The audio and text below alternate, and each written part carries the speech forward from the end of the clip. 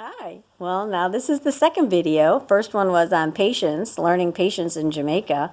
One of my life lessons. I'm using Jamaica as my Earth school, and I'm sharing my lessons with you.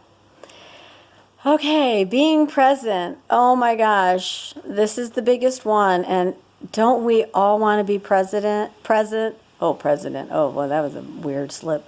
But presence, right? Eckhart Tolle's The Power of Now is one of my favorite reads, and I have it on audio, and I listen to it a lot, and I really got a lot out of that. So if you haven't, I advise you to check it out.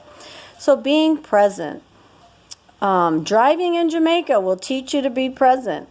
Okay, I have a car and I drive, and in Jamaica, you all at once, while you're driving, you have to avoid a major pothole that is going to bust your tire.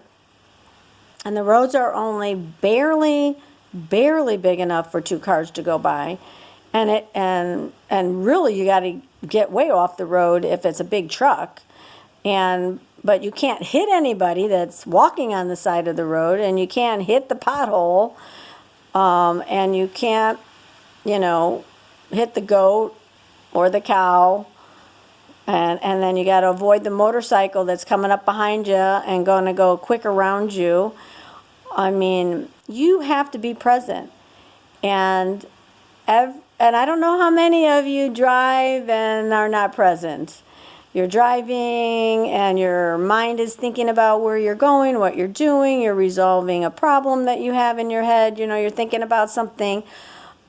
Oh my gosh. I realize I do that so much. And how many times you get to your destination and you wonder, oh, who was driving the car? Because I sure wasn't. I don't even know where my mind was. Well, you cannot, that's being not present. Your presence was to drive the car, but your mind was somewhere else. So that's a perfect example of difficulty being present.